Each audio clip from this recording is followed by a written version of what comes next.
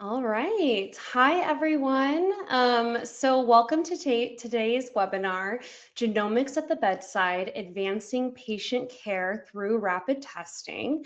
My name is Abby Sassaman. I'm a medical science liaison at GeneDx, and I have the honor to be moderating today's webinar. So let's go to the next slide.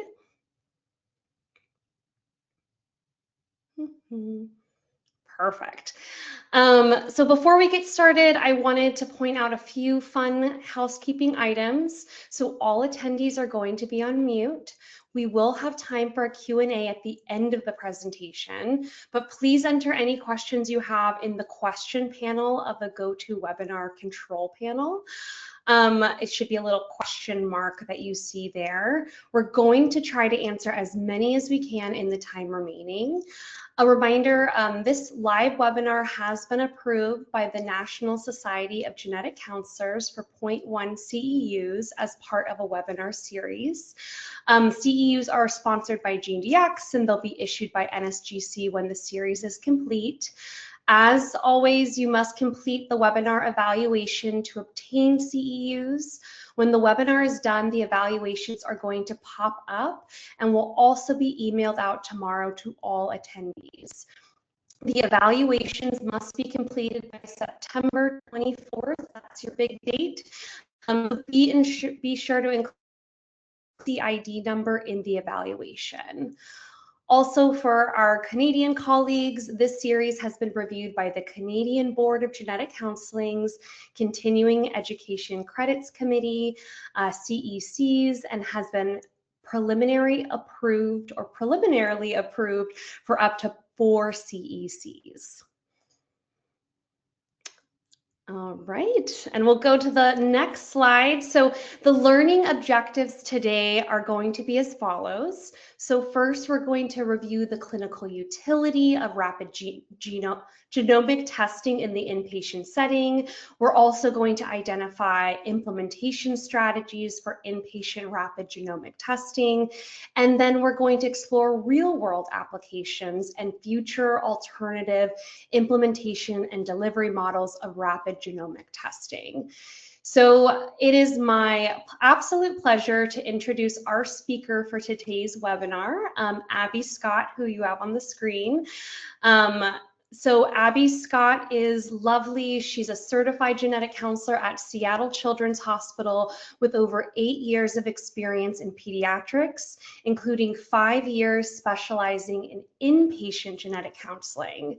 Abby supervises a genetic counseling team and previously served as education co-chair for the pediatrics and inpatient SIGs. Abby is passionate about advancing the field of inpatient genetic counseling, as well as educating and partnering with interdisciplinary teams to enhance patient care. It is not lost on us that we are both Abby S. It drives us crazy in meetings. You usually have to say our full names to distinguish us, but I'm happy to have another Abby represent this amazing topic. So Abby, with that, would you get started? Absolutely. Thank you everybody for coming today. I'm so excited to present. You may see that the closed captioning has started now. It will likely be a little bit delayed. It also is not picking up Abby Sassaman. We were having some issues with the audio based on the fact that I wanted to use a headset so that everybody could hear me clearly. So when the question and answer section comes in at the end, I'll do my best to repeat questions that Abby says so that there is some closed captioning record of what was asked, and then I will proceed to answer. All right, let's get started. First up with speaker disclosures, I did receive an honorarium for this webinar. The other thing I want to say is that the views, opinions, and ideas expressed in this presentation are those of my own and do not necessarily reflect the official policies or positions of my employer. Here are some abbreviations that we're going to use today. Many of these are likely familiar to some folks, but I'll take a second just to say what all of them are. CT is going to be computed tomography. GC is genetic counselor. Gen is medical genetics. ICU is intensive care unit. CICU or SICU is cardiac intensive care unit. NICU is the neonatal intensive care unit. PICU is the pediatric intensive care unit. MRI is magnetic resonance imaging. RES is rapid exome sequencing. RGS is rapid genome sequencing, which does include concurrent mitochondrial genome testing. RGT is rapid genomic testing, and TAT is turnaround time. I want to start off today with a little bit of humor. Some people, if you know me personally, may know this little tidbit about me, but my dad is a newspaper cartoonist. And both knowingly and unknowingly, I have been providing inspiration for his two comics for my whole life. And the nice part about that is that sometimes fun aspects of my job and my life have come through in the comics, and many people can see them. So you can see here one of my dad's comics, which is named Zits, and they talk about genealogy reports, and I'll let everybody read it for themselves, but hopefully you get a little bit of giggle out of that. I will also show one more at the end, but I figured this would just be kind of a fun way to start off the presentation. All right, as everybody knows, genetic testing has changed a lot over the years. Initially, there was very little testing, and we are now doing things like genome sequencing. Our knowledge and the technology has changed drastically, even just over the last 5 years. In the past, for example, we might have used the phenotype of a patient to then determine what testing we would order. So for example, if a newborn presented with congenital heart disease and a cleft palate, a first-line test at that time might have been FISH for 22q11.2 deletion syndrome, or a broader test like a microarray. Now, genome is a reasonable test for that indication, and that would pick up 22q as well as many other conditions, including single gene disorders that could have a similar phenotype. I do want to start off and just make the big, bold statement that there is no perfect genetic test. So I think that's an important thing to remember as we talk about all different options of rapid genomic testing today. As testing has become broader and faster and cheaper, the genetics community is shifting towards more of a genotype first, then phenotyping after. And genetic testing has long been offered for outpatients, but inpatient genetic testing and genetic counseling has also been around for longer than some people may think. Inpatient genetic counseling and testing and talking about genetic diseases for inpatients is mentioned in the literature as far back as the 1970s. You can see that both of these sets of authors wrote papers related to these topics many years ago. However, up until a little bit more recently, there weren't very many studies that characterized what inpatient genetic counselors are and what they do. So in 2021, there was a study by Magnus et al. That looked at many genetic counselors that identified as inpatient GCs. I believe it was about 135 total, but there were varying degrees of responses for different sections of questions from the study.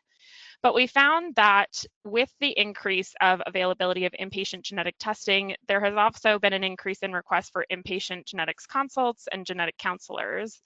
And what they found was that the highest practice specialties of inpatient genetic counselors were general pediatrics, neonatology, and pediatric cardiology. Most respondents spent about 5 to 20% of their time inpatient, and many practiced at an institution with 1 to 20 total genetic counselors. And within that, most had about 1 to 5 GCs at their inpatient GCs at their institution in general.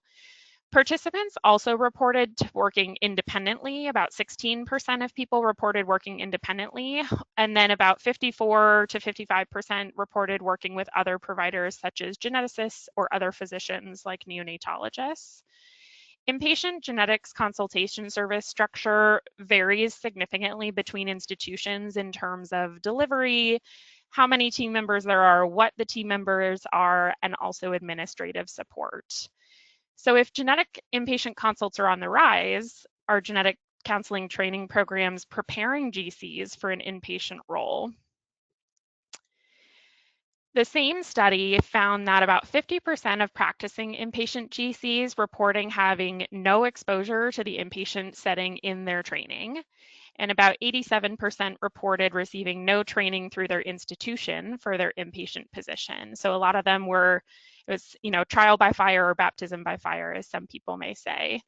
There was another study in 2024, actually, that interviewed 13 inpatient GCs, and many still did not have didactic training from their graduate programs. 5 had no inpatient clinical exposure, a few had shadowed some cases during their pediatrics rotations, and 4 were involved in inpatient rotations. Some of the participants felt unprepared to handle the emotional aspects of inpatient, and they all talked about how this required developing skills over time.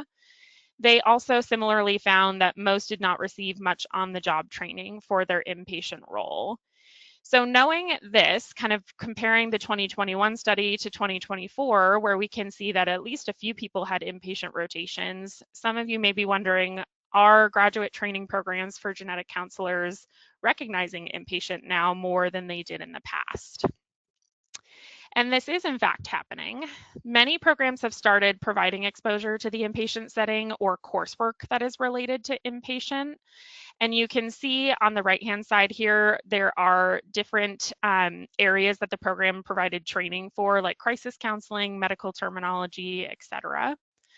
In general, the skills developed in training programs are transferable to the inpatient setting, but inpatient GCs also recommend a full-time inpatient clinical rotation as the ideal, but that's not always possible for a variety of reasons. So role plays or simulated patients can be used. They also recommended shadowing an inpatient team, even if they don't have a GC, exposure to a hospital environment, like going into inpatient rooms, and also practicing having experiences with limited prep and counseling time, which is, as many people may know or will soon become aware, is part of inpatient genetic counseling and part of inpatient consults in general, outside of genetic counseling even. What about once an inpatient GC is hired, though? That was also a question that this group asked. And I think that the 3 highest things that people said were most important were going to be mentorship.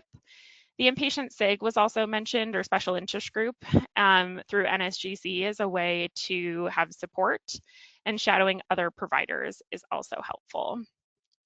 So when I was in school, my last rotation was a cardiology rotation. It was both pediatrics and adult, and it included some inpatient time, just a few cases, but that really gripped me. And when I started my job in Seattle, I asked about if any of the GCs saw hospitalized patients. And at the time, there was no formal or consistent inpatient genetic counseling, but sometimes genetic counselors did visit families that they had seen on the outpatient side, or occasionally there might be something that came up, but we did always have a genetics physician that was on call.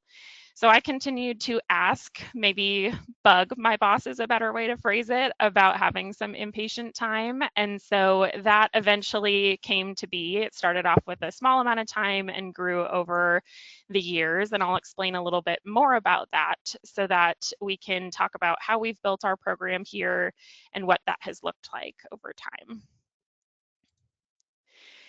So from the very beginning and kind of the past, from when I started at least, I will say there was no formal time dedicated to inpatient genetic counseling.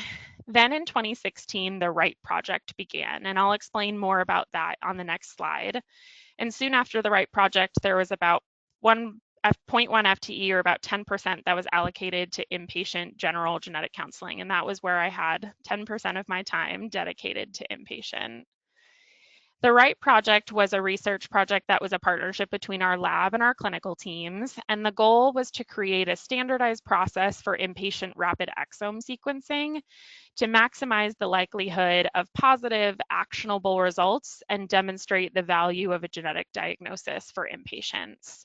The median age at the time of consult was about 8 days, and the median turnaround time for results from committee approval was 7 days.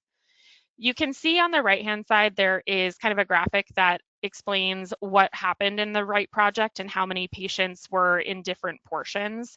You can see that there were a certain number of project requests, then there was a review by lab genetic counselors, then there was a review by a committee, and they were either approved to proceed or not approved. And the results found that about 46% of the patients received a molecular diagnosis for their primary indication or indications. and about 52% had a change in clinical management. And a lot of people may be wondering what change in management is and what we could define it as. I think there's a variety of ways to define it, and I'll have a little bit more information about this in future slides, but I think you can define it in: was there any additional consults ordered? Did we change any medications? Were there additional labs that were ordered? Additional imaging? Any sort of change that was directed based on a test result is what I would classify as a change in management. So we stopped at 2018 before, where I had about 10% of my FTE allocated, and this was for non-right project patients. The next year, there was 0.4 or 40% FTE that was allocated to inpatient genetic counseling.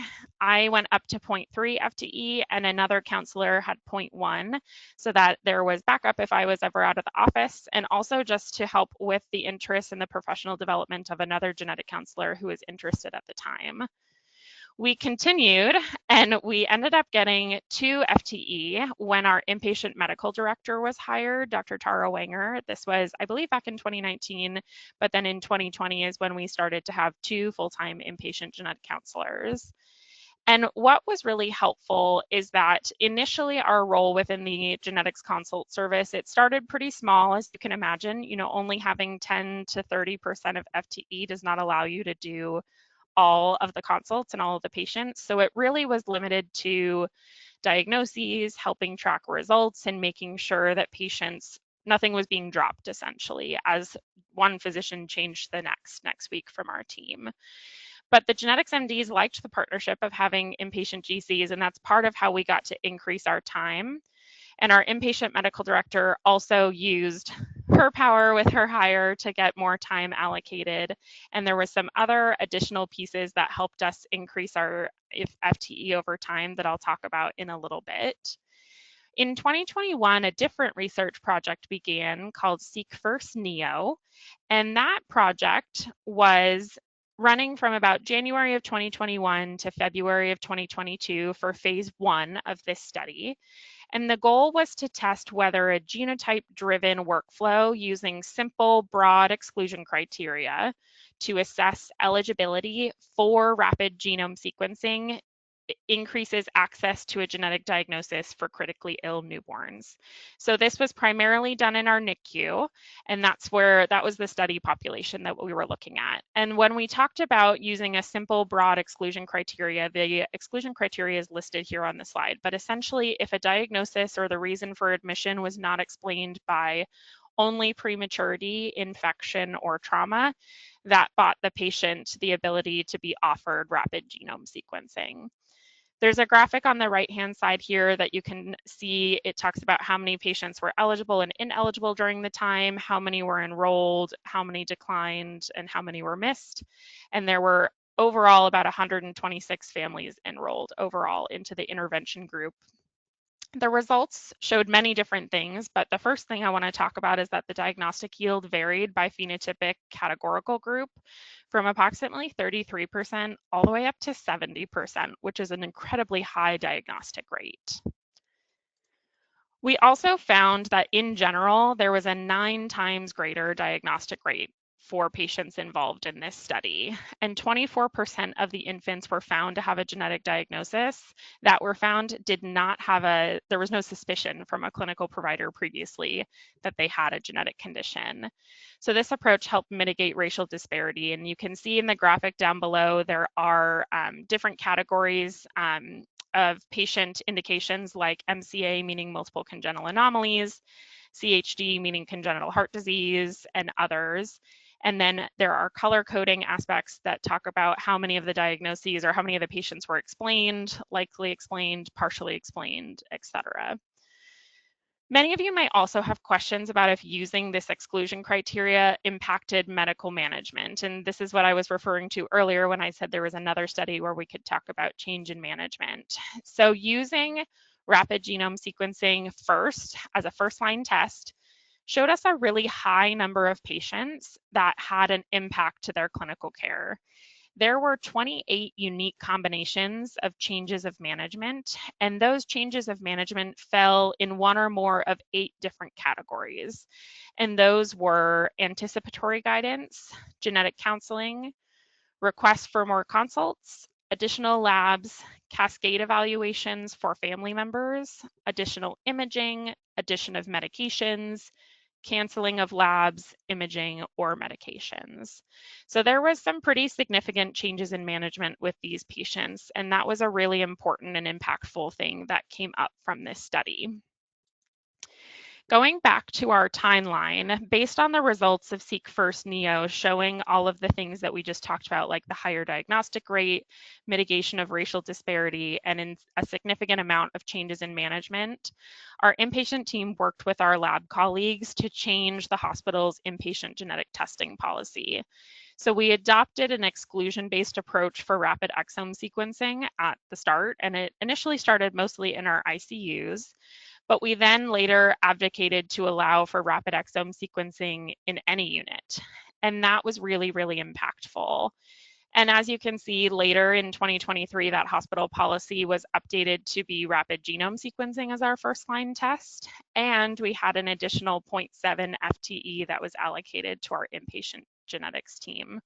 So that is a pretty large amount for our patient population, but we do work at a very large hospital. And so many hospitals don't necessarily have the possibility of having more than one inpatient genetic counselor, and I don't want to have this presentation show that it's impossible to do it on your own. It definitely is, and I think that it would work in many institutions, but it's also really nice to know how we've progressed over time, and that could help be kind of a roadmap for you and your institution if you want to build an inpatient rapid testing policy. As we worked on all of this, we also thought about, now that we've increased our GCFDE, how have providers felt about this? Was this something that was helpful, and were there impacts that we should know about in general? So what we found as a whole is that having dedicated inpatient genetic counselors increased the satisfaction and the billing for our medical genetics consult service. So in June of 2019, we'll kind of go back in time a little bit. There were 2 questionnaires that were sent. This was around when Dr. Wenger was hired. And the surveys were sent to all inpatient pediatric faculty. So that was everyone in the hospital that had inpatient privileges. And that study, or that questionnaire, was to assess their satisfaction with our inpatient genetics consult service. There was a second survey that was sent to all of our clinical geneticists who participated in our inpatient service. The initial results showed that most respondents identified the need for increased genetic counselor access on our service as the highest priority for improvement. So that was really impactful and something that we could use and take back to administration to say, we need more inpatient time. A follow-up questionnaire was sent later after we had increased the GCFTE from 0.4 to 2.0. And that showed that attending inpatient pediatric faculty, so again, not just our inpatient service, but all inpatient faculty, reported an increase in overall satisfaction with the genetics consult service. And all of the clinical geneticists indicated that the increase in inpatient GC time had greatly improved their experience.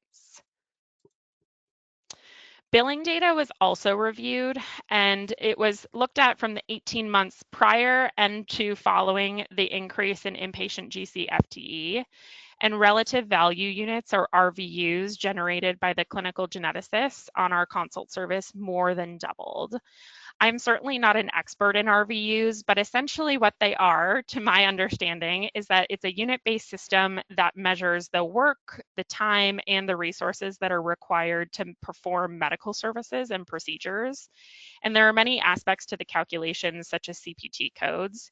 But RVUs are something that many hospitals and medical offices use to measure productivity, and it may be something that you are asked about if you are looking at trying to set up an inpatient service.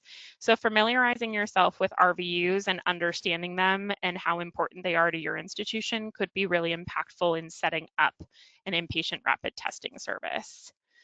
As we've talked about rapid genome and genomic testing implemented and how it is done varies significantly by institution. So I want to talk about how we do things here. Before rapid genetic testing happens, the primary inpatient team, so that could be the NICU, it could be the general medicine service, cardiac ICU, the pediatric ICU, anyone you can think of, consults our medical genetics team. And that is typically done with a consult order in Epic. And then they're also supposed to consult the on-call physician or resident or fellow using our paging system or by calling them. At that point, once we see the order come through and we hear about the patient, the genetics physician and the GC do a chart review. We see the patient and discuss the option of genetic testing with our team, but then also with the patient and their family. Depending on the age of the patient, significant, in our population, many of these kids are just that, they're kids, so they don't necessarily consent to this testing themselves. But depending on age, we do have patients give assent for testing. At that point, the GC does the pre-test counseling if the family is interested, and then we coordinate the sample collection. After we start getting results back, the results are returned to the genetics physician and GC by the laboratory that we use for the testing, and then results are then returned to the patient and family and to the primary inpatient team. Sometimes that also includes talking to many other teams because they may also be in part, in related to the patient's care. And so it's important to make sure that everybody is aware and has this information moving forward. The other important thing about our consult service is that our GC team tracks consults, including results and many other things in a shared document. So we use an Excel that's HIPAA compliant within our hospital system. Some other institutions use a similar tracking strategy, others use within Epic or any other mode that's possible.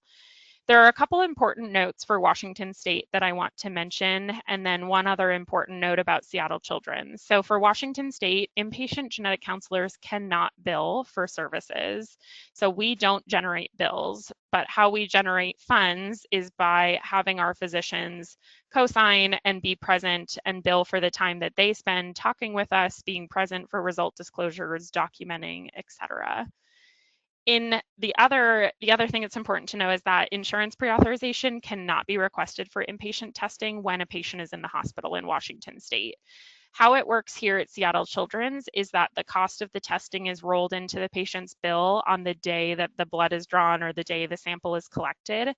So we do institutional billing, but that may vary on an institutional basis. And if you're looking at setting up a rapid testing program, that is a really, really important piece to figure out before you talk to any patient or family about rapid testing. The other important note about our hospital, and this is going to be important as we talk about what kind of results we've seen over the last few years, is that our hospital has a separate biochemical genetics inpatient service. So the patients that we talk about and the results that I'm going to show do not include our biochemical results overall. So thinking about how we went from very little inpatient GC time to a much higher number of inpatient GC time, that has also coincided with a big increase in the number of consults and the number of rapid tests that we've ordered. So what has happened as we've implemented such a broad rapid testing policy? We already talked about the results in the NICU with the Seek First Neo study, but what about our other hospital units? What we found was that first-line rapid exome and rapid genome outside of the NICU and other ICUs is also impactful. So our policy change where, you can see in between January 21 and September 2024, in between that time, there was policy changes allowing us to do more rapid testing. So in the cardiac ICU and the pediatric ICU between January of 2021 and September of 2024, we found many different things, including an increase in the number of genetics consults, significantly more rapid genetic testing sent, a higher number of diagnoses in the cardiac ICU, and a decrease in time to diagnosis in both the cardiac ICU and pediatric ICU after our transition to first-line rapid exome and rapid genome.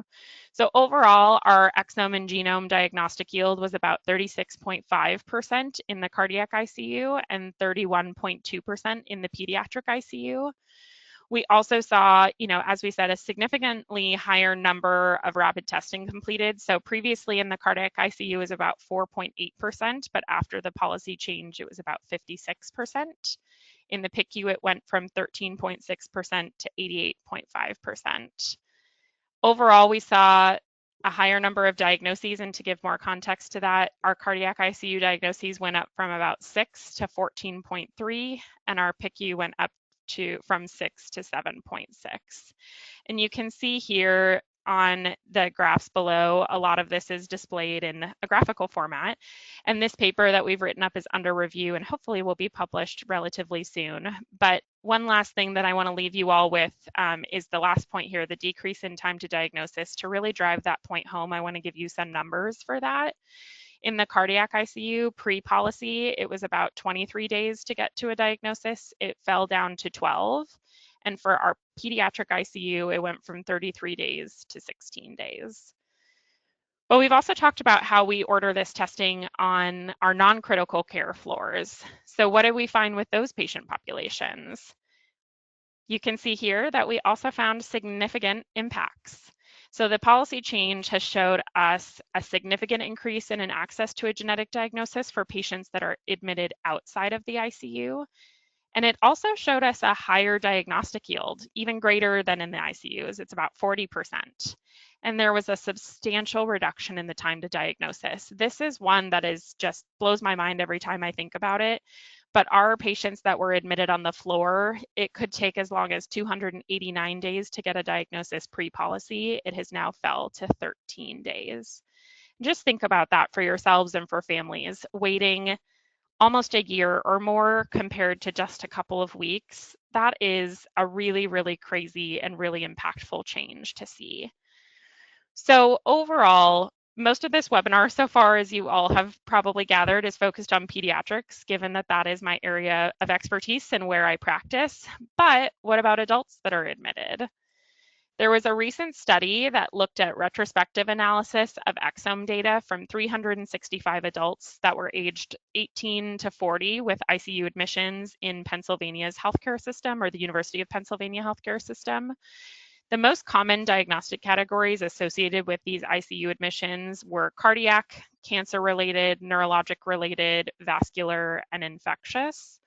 And there was a diagnostic result in about 24.4% of these patients. So that is on par with pediatric populations. And I think this was a really impactful and really groundbreaking study in the sense that many people think about pediatrics and kids in doing this testing, but people don't always think about adults and how impactful it could be after you're not considered a child anymore.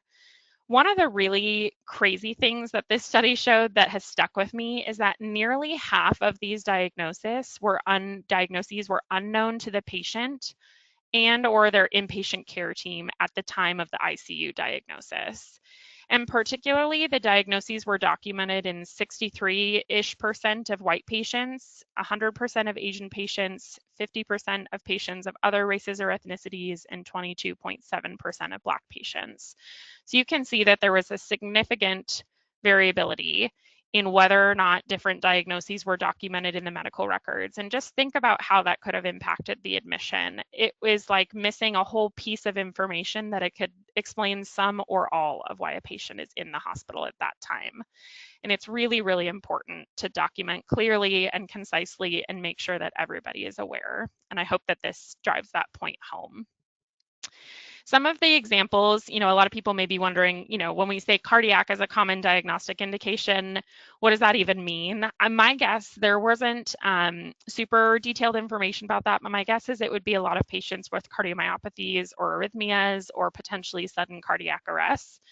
But when looking at the results of this paper, the highest diagnostic rates overall were observed in patients with pulmonary indications that had about an 82% diagnostic rate. Vascular indications had almost 40% diagnostic rate, and then renal conditions had almost 37% of a diagnostic rate. And some of the gene examples for cardiac conditions, for example, were FBN1, TTN, and MYH7. So you all can think about which genes those are related to: Marfan syndrome, cardiomyopathy, and other heart rhythm and other disorders of the heart. And for example, some of the cancer conditions were things like BRCA2 and VHL. So things that our genetics folks are very familiar with and would be really important to know, both for the patient, but also for their hospital team. Of the patients in this study that had a genetic diagnosis, almost 77% had specific care-altering medical management recommendations that were related to that diagnosis. So think about that. If your diagnosis isn't documented in the chart, but almost 77% would have had medical management recommendations, that's a big problem, and we could be missing a lot of elements of somebody's medical care. They also found that patients that had a documented genetic diagnosis had a longer mean ICU admission. And this could be for a couple of reasons, but they postulated that it might be that knowledge of a genetic diagnosis could have led to more conservative management or maybe more targeted care. Interestingly, patients with diagnosed or confirmed documented genetic diagnoses also had lower mortality rates than those that did not. And another interesting and important point is that there was no observed significant decrease in diagnostic rate with increasing patient age. To kind of think about that in another way, it wasn't that there were less diagnoses for patients as they got older. So doing this testing is still important after somebody is not considered part of the pediatric population. So now that we've looked at the impacts that rapid inpatient testing or just inpatient genetic testing in general can have in a broad sense, I want to talk about a very specific case here. So case number one is going to talk about why genome sequencing is in many ways better than rapid exomes.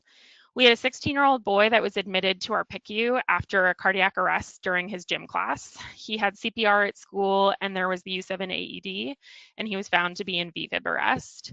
He was transported to our hospital for post-cardiac arrest care.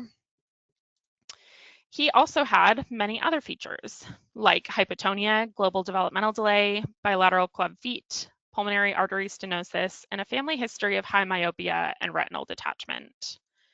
He had been seen by our outpatient genetics team at 3 years old, and he had many other tests, including a microarray, Fragile X, an autism and intellectual disability multi-gene panel, but all of these were non-diagnostic. So between 3 and 16 years old, genetics had not seen him for follow-up. And at the time of his arrest and his admission to our PICU, a consult was ordered and trio rapid genome sequencing was sent. And just as kind of a small note before we keep going, our hospital has essentially a policy that for any unexplained cardiac arrest, we offer rapid genome sequencing for patients. So that's an important thing to know. So the preliminary result was called to our team 6 days after the consult, and our patient had a triplet repeat expansion in the DMPK gene, which was consistent with a diagnosis of myotonic dystrophy. The targeted testing showed that he had one expanded allele with between 1,020 and 1,370 CTG repeats, and then a second typical allele. And we also found that the expansion was on the maternal allele. So as we returned the results and we talked with his family more, his mom talked about how she actually remembered having spasms with her hands when she was writing. So for example, when she was writing thank you cards, I believe that's what she was telling us about. She said, you know, I ended up having to pull my fingers off the pen because it was like they got stuck in that position. So that was a really big, important piece of information for us to learn. And we had her go and get additional screening for herself too. There were many changes to medical management. I won't spend time reading through all of them today, but you can see how many there were, including canceling of challenges to look for Brugada syndrome, avoiding propofol by anesthesia, and also, as I said before, sending his mother to get cardiac evaluation given her own risk, and she's now being evaluated for an ICD placement. Of note, prior to this patient's diagnosis, he had more than 700 visits to our hospital for subspecialty care and therapies. And I'm not saying that knowing this diagnosis would have mitigated all of those, but I think it certainly would have helped and could have changed how we took care of him from the time that he was young until now. So in general, there's no perfect genetic test, but this case is a good example of how doing genome sequencing can find diagnoses that exome sequencing cannot. So exome sequencing for most laboratories cannot find repeat expansions. So if we had been ordering rapid exomes at the time, we would not have identified his diagnosis of myotonic dystrophy. And it's important to note that kind of on that note of not every test is the same and it can't detect everything, if you're trying to set up a rapid inpatient genetic testing program, you need to be aware of what each test can detect and what each lab can reliably detect, and also what they cannot. There are going to be times when other genetic tests are needed either before or after rapid genetic testing, but that often depends on the patient phenotype and what would or would not have been detected by a certain genetic test. So not only does this case show how useful genome is, but it also highlights some of the unique aspects of inpatient genetic counseling and inpatient rapid testing. So let's talk a little bit about considerations and challenges that come with inpatient rapid testing before we walk through another case. There are many things that are unique about inpatient, and these are just some of them. But as we walk through these, think about how this might vary from outpatient practice. So for one, prep time. We don't have days to prep. We don't have weeks or months when we know schedules. We have between minutes to hours, sometime about a day to prep for patients. So sometimes you go in with very little information and you do more of your prep after you initially see a patient and get testing out the door. It depends a lot. There also needs to be significant flexibility in schedules. I remember having to split my time between inpatient and outpatient, and it was really hard to juggle all of that and try to make sure that I was meeting families for their scheduled outpatient appointments, but then also figuring out when to see hospitalized patients and make sure that they were getting the care and the testing that they needed. Evolving phenotypes are also really big with inpatients, especially babies. Although people in general all change, but babies in particular, from the time that they're born, over the next few days, weeks, or months, change significantly. So initially, a newborn might come in with a congenital diaphragmatic hernia, but then later they might also have hearing loss or another congenital anomaly like a heart defect. And you have to be ready to get questions about if certain diagnoses or phenotypes were covered with previous testing, and also have strategies of how to contact labs and get that information and document it in the chart so that you don't get repeat questions. I really like that there's no limit on the number of visits that we can do for inpatient. I think this builds rapport and trust with families, and it helps us meet them where they're at. Because to be honest, some families that have their kid in an ICU, they've met 500 different providers over 2 weeks, and they sometimes are just mentally not ready to talk to us. So it's really helpful to be able to say, if you're not ready to talk now, how about we come back in 3 hours or tomorrow morning, and giving people kind of a more scheduled time and being able to break up the sessions of information into smaller chunks can be really helpful too. Other parts that are unique to inpatient are going to be the participation in care conferences and ethics consults. I love our care conferences because it's kind of like getting all of a patient's doctors and specialists into a room. So you hear everybody all at once and everyone is hearing the same information. Sometimes these are provider only. Sometimes families come for some or all of them, and I just find them incredibly helpful. And part of that is that sometimes we also have ethics team members that get involved to help us determine the best course of treatment and make sure that we're doing things in an ethical fashion. And I find that incredibly fascinating and helpful. Patients that are admitted to the hospital often can get a shorter time to diagnosis just because being admitted can sometimes buy you rapid testing depending on the institution. And so inherently you can have, shorter time to learning information. We've talked about this already, but patient and result tracking is really important with rapid testing because the results take just days to weeks rather than months to come back. So it's really important to know when a result has come back, if it's delayed, and making sure that families and inpatient medical teams are all aware. The last point that's unique with inpatient is the exposure to critically ill patients. It can be pretty traumatic to see patients that are in the hospital. Some of you may have experience seeing patients that are hospitalized, others may not. But going into a patient's room, if they're on a non-critical care floor, can look very different than a patient that's in an ICU that has ventilators and other machines that are in there that are helping them and keeping them alive. And that's something that's really important to know. It can be very jarring. So when we have inpatient rotation students that come, we have kind of like an initial meeting where we walk through different units, and we have a strategy for exits if a student is ever uncomfortable, for example, because we want to make sure that everybody is okay being in these rooms, knowing that things can change and every patient in every room is different. There's also a lot of challenges with inpatient genetic testing, including differences in result interpretation. As you can imagine, that's really hard when one team might say this is our answer and another team might say that's totally not our answer. And having that difference can be really, really difficult, and families get mixed messaging at that point. So having a united front is very important. That also can be related to disagreements and decisions about care between teams. That can be hard. Having a kid or a family member or yourself being in the hospital is often a high stress and a crisis state. So it can be information overload and psychologically traumatic to have somebody be in the hospital and to talk to all of these different teams.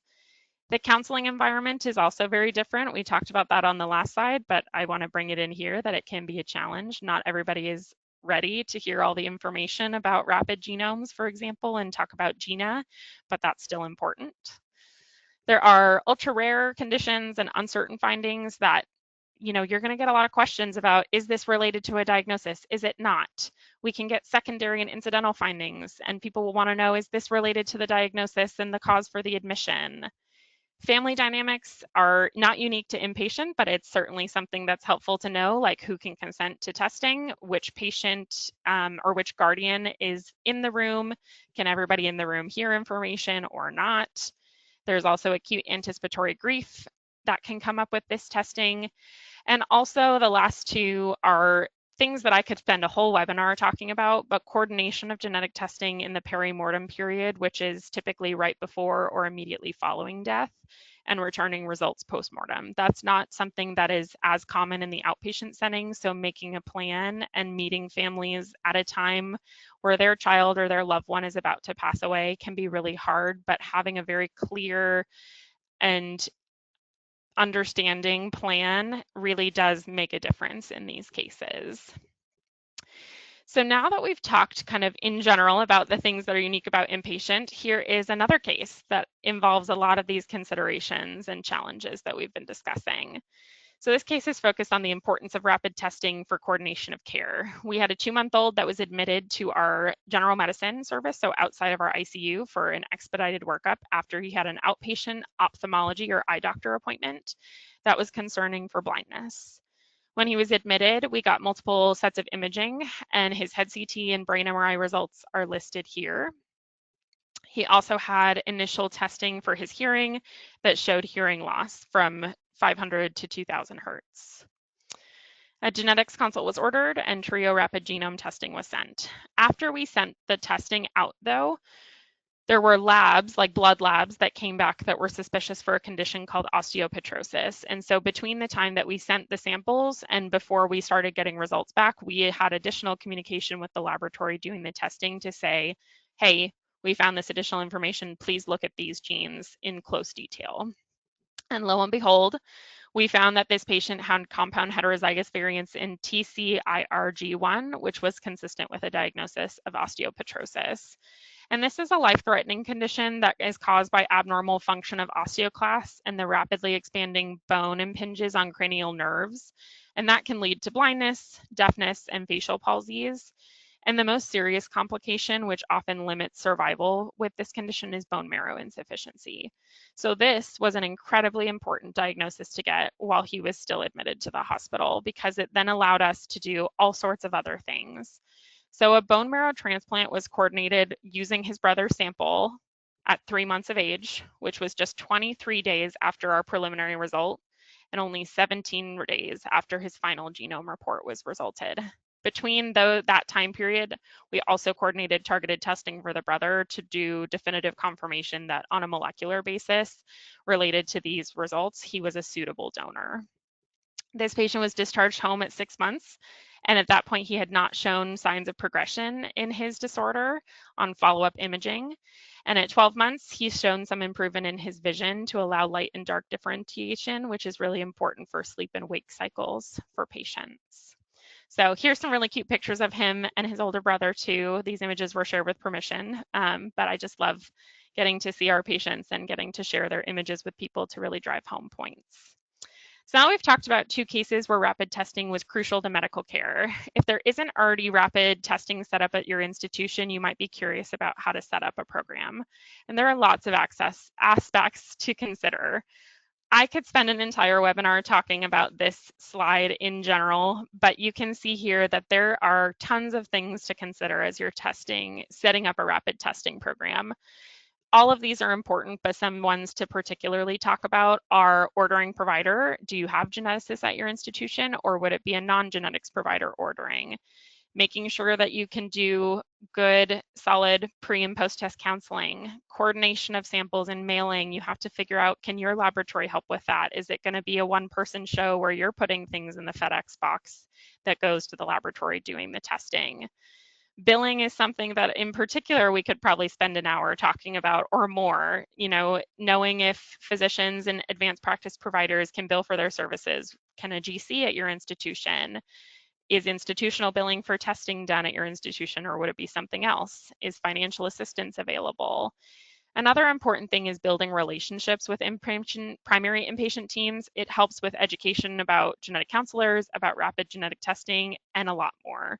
So again, I could talk about this forever, and I'm happy to connect with people after the webinar, but there are just so many things to consider when we think about this testing.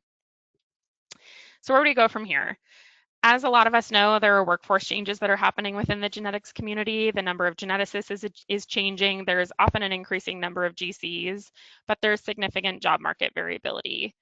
We also need to advocate for an increased access to inpatient rapid testing, which includes talking about associated costs, but also the fact that it is more comprehensive to patient care, and that there could be billing changes like we demonstrated with our group, where there might be increased genetics and subspecialty consults. And in general, your hospital might get more business because patients may come there specifically because they have access to this type of testing. Insurance coverage of rapid inpatient testing varies a lot, but from one of our papers, there were only 17 states that had provisions for Medicaid coverage of genome. However, only 7 of those states extended coverage to children that were over a year of age. And of the 22 Blue Cross plans that cover rapid genome, all of them limit testing to critically ill children, and only 8 include children over 1 year of age. So I think we have a lot of work to do there to make sure that this testing becomes more accessible and covered by insurance companies. We also have to figure out how we're going to scale pre and post test counseling and result disclosures. So some ideas for that include video consents and telemedicine, because not every hospital is going to be able to employ a geneticist and a genetic counselor. So figuring out how you can get access to those services, even if they're not available in-house for you, is important. I only want to briefly touch on this, but there are also medical legal implications of doing rapid testing. Historically, it was thought that a geneticist could figure out when a patient would benefit from inpatient testing, when a patient wouldn't benefit from inpatient testing, and also be able to distinguish which genetic test is best for the patient. That's not necessarily changed. Geneticists can still do many of these things, but if one patient gets testing and another does not, does that have any sort of an implication if outcomes vary on those patients? It's also helpful for quality improvement. You can measure the impacts of your rapid testing policies and how things have changed over time. And think about the financial and legal impacts of misses or missing diagnoses and near misses. I think we can probably all think of examples of if a diagnosis was missed and something happened outside the hospital, what could that mean? I want to finish up with one more case. I know we are nearing the end of the webinar here and I want to leave time for questions, but the result of this case might surprise you a lot. So case number 3 talks about the impact of a rapid diagnosis on immediate medical management. We had a 6-month-old that was admitted to our general medicine service, so again, not in the ICU, and she had faltering growth, loss of developmental milestones, and low muscle tone in the setting of having an acute bronchiolitis infection. Our team was consulted and we ordered Trio Rapid Genome. Her preliminary result was received 5 days after the consultation, which was 1 day after she was discharged home, and she was homozygous for Delta F508 CFTR variants, so she had a diagnosis of cystic fibrosis. But she had had 2 normal newborn screens, and her IRT levels were under 10. So the family was notified by our team on the phone. I remember being up in our office calling the family and just, initially saying, "How are things going?" before I even dove into the diagnosis. And her mom said, "We're doing okay, but honestly, she seems kind of the same, and we just don't have the nurses or doctors around to ask questions now, so we're not really sure." And then we talked about her diagnosis. And because her mom had indicated that she was still having symptoms, we were pretty cautious and we talked with our pulmonary colleagues and we instructed the family to bring the patient to the ER for initiation of CF specific management. We had her parents pack a bag and get their other kids settled. It wasn't an emergency, or so we thought. But after arrival at the ER, she had an oxygen saturation of about 96%. But within an hour, she experienced respiratory arrest as a result of bilateral lung collapses, and she required emergency placement of chest tubes, an IOS, an IO line, and intubation and mechanical ventilation. So in other words, this patient would have died if she was at home had we not called out that result and we had sent her to the ER. We did not think it was urgent at the time. I don't think anybody would have necessarily thought it was urgent, but myself and the doctor on call got a text page later that night that told us the story, and it has stuck with us ever since. Her newborn screen was repeated and her IRT level remained under 10, so still a little bit puzzling to us and to many other people. And her final report confirmed the initial findings, and we also confirmed the variants using blood spots from her newborn screen cards. She was in the ICU for 3 months, and she received CF-directed therapies, but she got so much better. Her growth and her tone normalized. She's remained well, and she started Trikafta, and she is a happy, bubbly little girl, and it is so exciting to see how she has thrived since we learned about this diagnosis and we changed her care. You can see some additional imaging here, her x-rays and CTs that show her bilateral lung collapses, and also the skin and subcutaneous fat as the result of pneumomediastinum for her. But I just love her sweet little face there. So I hope that my talk today has demonstrated the importance and the value of rapid testing and that it's useful in ICUs and outside of ICUs and for children and adults alike. As my intro said, I'm a really strong advocate and very passionate about rapid testing and inpatient genetic counseling, and I hope you all come away with strategies to build these programs. Or if you already have a program, I hope you're doing things that are similar, or you come away with ideas that help improve your program over time. We also are happy to hear about how things happen at other institutions so we can improve our program. Nobody is perfect, just like no genetic test is perfect. So having communication and building up these programs together is really important. And this can be life-changing for patients and families and also medical teams. So I want to end with one more comic that my dad and his partner did recently for their comic zits. I actually forced him to print it out and sign it, and I hung it up in our office so that everybody can see it. And it's a fun reminder about how awesome our job is, and I hope we can continue to inspire more people to join the genetic field. And with that, I want to say thank you so much for your attendance and attention. Thank you, GeneDx, for asking me to speak today. Particular thank yous to my other inpatient GCs, Luke and Penny, our inpatient medical director, Tara Wenger, and every single one of our physicians that does call, and also our patients and families. We literally couldn't do this without them.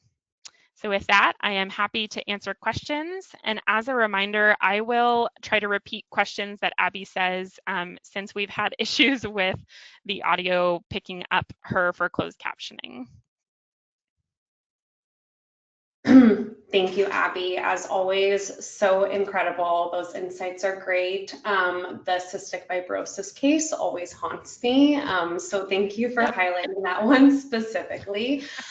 We had a lot of incredible questions, and I know we're right at time. So we're gonna spend a few minutes answering these, but I know Abby Scott, I'm volunteering you that you can always reach out to ask further questions. And thank you for those who submitted questions beforehand. We did review those and try to incorporate them into the talk. So one question that comes up is the idea that no test is perfect, as you alluded to with genome sequencing. And I'm curious what you do when there's a non-diagnostic result. How do you think of that in terms of reanalysis, or in what cases, like in cases of methylation, are you guys thinking of more targeted testing? Yeah, that's a great question. I really have to say that it's based on phenotype. Oh, actually, I'm going to repeat the question so that it comes up on closed captioning. We talked about how there's no genetic test that's perfect. So the question that Abby brought up is, what if we get a non-diagnostic result? What do we do with that? So my answer is that it often depends on phenotype and it depends on what other testing is available for what we might be suspecting. So I think, notably some patients, if they have low muscle tone and feeding issues, one example of additional testing to order would be Prader-Willi methylation, because that can be something that we see in infants. So I really would say that it's up to the expertise of the clinical providers and up to the patients to show us what other things, could we have missed with our testing. And that also can extend to, not all testing necessarily has to be done inpatient, and some of these other tests can't be done as rapidly as genomes or exomes, particularly. So it could be that we extend partnerships to the outpatient side and continue testing there too. Thank you. And kind of in that vein, and I think you alluded to it into the talk, a lot of people consider, okay, for this patient, should I be doing testing inpatient? Should I save it for outpatient? Just at the front end, depending on the patient. I think there's a lot of hospital billing considerations that come into play with the different billing models, inpatient and outpatient. Could you just speak to how your team specifically thinks of the inpatient versus outpatient testing? Yeah, I think it's varied a lot over the years, kind of as we thought about and talked about with our policy changes. So thinking about Abby's question of how do we think about billing and what does that look like for our team? I really have to give a huge shout out to our lab team and just in general, our hospital's financial policies. Seattle Children's is very focused on making sure that patients and families get care for their kids no matter what, and that we work on solutions as often as possible so that finances are not the reason to not get medical care. But for different institutions, I think knowing whether or not you can do institutional billing is something that can be protective of patients, but knowing if different policies include rapid testing, like we talked about, and like I mentioned, there are some Blue Cross plans, for example, that do cover rapid testing for kids of a certain age or under a certain age, rather. So I think we can all partner to increase the advocacy around this and making sure that inpatient rapid testing is covered because, the three examples that I showed you were just three examples, but I bet there are hundreds, if not thousands, of examples that we could bring. Whether or not insurance companies would necessarily view that as a reason to change things, I don't know. But I do think that institutional billing can be a really helpful piece of that, but also knowing whether or not your hospital has financial assistance and what options are available. I also encourage you to talk to different laboratories that you could partner with this testing and see what their potential out-of-pocket costs for patients are and use that in your um, setting up of your policy and your program, and making sure that you talk with your legal team too, because inpatient versus outpatient can be a hard thing to determine, and we want to make sure that we're as fair and as equitable as possible, and that we're also protecting ourselves and the institutions that we work for legally. Thank you for that. A few questions came up regarding just the seq-verse finding and how you guys are defining a genetic diagnosis. Are you incorporating VUSs into that determination, or how are you navigating those types of results? Yeah, I think it varied a bit on a few different factors, but again, to repeat, I keep forgetting to repeat your questions before I start answering. But Abby asked about if for the Seek First study, how did we measure a diagnosis? Are we including VUSs in that or not? In some cases, yes. I think it depended on chart review, it depended on the patient phenotype, it depended on the results. And in general, it was kind of an amalgamation of those things where we looked at those variants and said, what do we think about this? Even if a lab classifies it as a VUS, that doesn't mean it's not a diagnosis. It means that criteria means that we can't classify it one way or another. So there were different levels of classification for results, like explained, likely explained, or partially explained, and those were determined upon review of charts and results by the study team members like Dr. Wenger and Dr. Bamshad and others. Thank you.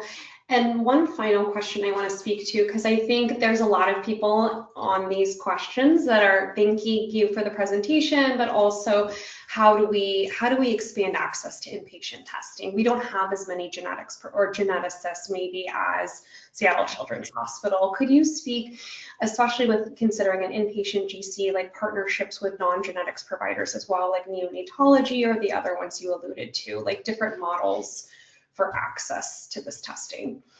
Yeah, so to repeat the question, because I'm remembering this time, how do we think about other models to expand access to rapid inpatient testing and genetic services in general? Because Mhm. not every hospital has the number of geneticists or genetic counselors that our institution does, for example.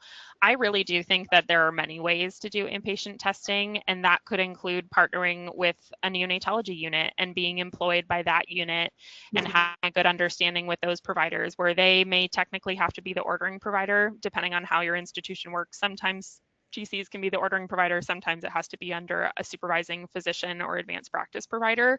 But having a partnership with them and making sure that everybody knows when testing is being sent, everyone knows when results are back and talks about them before disclosing to families, unless there's some sort of an emergency scenario after hours where there isn't a genetic counselor or a genetics provider available.